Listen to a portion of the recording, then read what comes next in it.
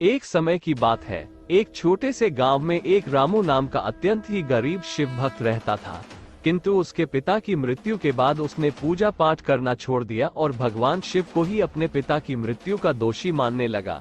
उसी गांव एक बहुत बड़ा शिव मंदिर भी था, किंतु रामू पूरी तरह से भगवान से नाराज हो नास्तिक हो चुका था और सभी से भगवान न होने की बात कहने लगा। रामू ने अपनी माँ को बचपन से ही नहीं देखा था, इसीलिए वो अपने पिता को ही अपना सब कुछ मानता था। लेकिन दुर्भाग्य से उसके पिता की हैजा की बीमारी के कारण मृत्यु हो गई। इस सब का दोषी वो भगवान को मानता था और वो गुस्से में प्रतिदिन शिव मंदिर जाने वाली सीढ़ियों पर 7 बार भगवान का नाम लेकर लाठी मारता था।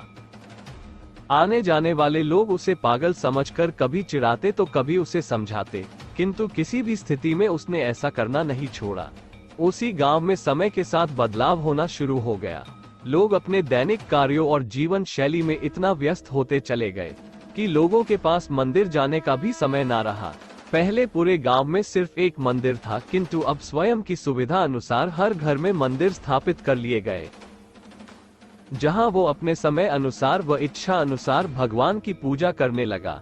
भक्तों की कमी व न होने के कारण पुजारियों ने भी मंदिर में ध्यान देना, नियम अनुसरण करना कम कर दिया।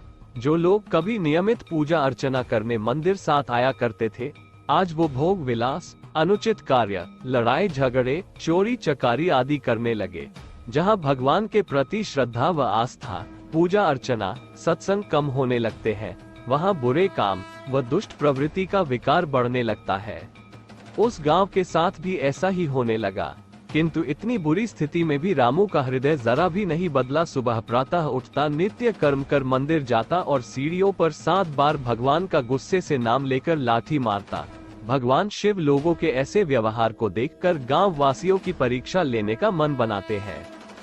कमजोरी और बीमार होने के कारण रामू बेहोश हो जाता है। बेहोशी की हालत में वो देखता है कि वो मंदिर के अंदर आ चुका है।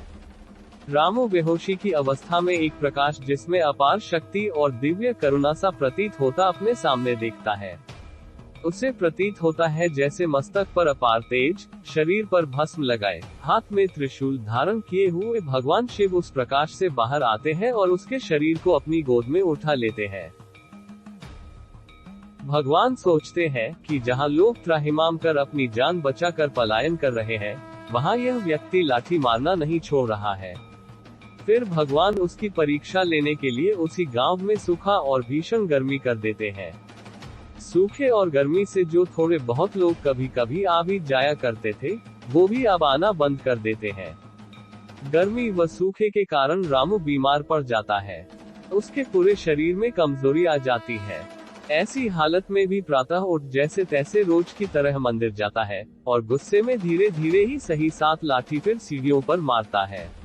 भगवान शिव की माया से उस गांव में भयंकर बाढ़ आ जाती है। गांव में चारों तरफ त्राही त्राही मच जाती है। लोगों का रुपया पैसा सब बाढ़ में बर्बाद हो जाता है। लोग इस सब के लिए भगवान को कोसने लगते हैं, किंतु इतनी दिक्कत होने के बाद भी रामू प्रतिदिन की भांति रोज जैसे तैसे तैरता हुआ मंदिर की सीढ़ियों पर गुस्से में भगवान का नाम ले 7 बार रोज की तरह लाठी मारता। रामू की आंखों में श्रद्धा के साथ आंसुओं की धारा बहने लगती है। रामू कहता है कि हे प्रभु, आपने मुझ पापी को दर्शन दिए। ये सौभाग्य तो कठोर तपस्या के बाद भी ऋषि मुनियों को मुश्किल से प्राप्त हो पाता है। आप मुझे बताइए प्रभु कि मुझ पापी ने कौन से ऐसे सत्कर्म किए जो आपको देखने का सौभाग्य मिला। भगवान भोलेनाथ कहते हैं, पुत्र, कभी तेरे गांव में मेरा भव्य कीर्तन और सत्संग हुआ करता था। उस समय लोगों के मन में अपार श्रद्धा और भक्ति थी, तब तेरे गांव में समृद्धि और खुशहाली हुआ करती थी। किंतु आज मनुष्य भक्ति से विमुख हो और संगतियों में पड़ उस खुशहाली को खो चुका है, और एक तरफ तूने नियमानुसार और भाव से भीषण आपदाओं के आने के बावजूद मेरी सीढ़ियों पर डंडे मारना नहीं छोड़ा। मैं तेरे नियम और भाव से अत्यंत प्रसन्न हूँ। मैं तुझे 2 वरदान देना चाहता हूँ।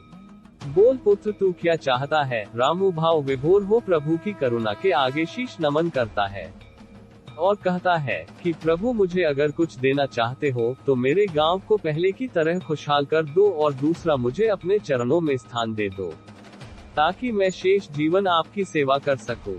भगवान उसके समर्पण से अति प्रसन्न हो जाते हैं और तथास्तु कह अंतर्ध्यान हो जाते हैं। जब रामू की आंखें खुलती है तो वो देखता है कि वो मंदिर के अंदर शिव भगवान की मूर्ति के चरणों में लेटा होता है और उसके गांव के सभी लोग मंदिर में श्रद्धा के साथ पूजा अर्चना कर रहे होते हैं। वही मूर्ति से एक फूल आकर उसके हाथों में गिरता है। वो समझ जाता है कि जो मैं देख रहा था सच था। भगवान शिव ने सच में मुझे दर्शन दिए थे और मेरी इच्छा स्वीकार भी कर ली। उस दिन के बाद वो उसी मंदिर में शिव भगवान का पुजारी बन सेवा करने लगा। वो कहते हैं ना कि प्रबल प्रेम के पाले पड़ के प्रभु का नियम बदलते देखा।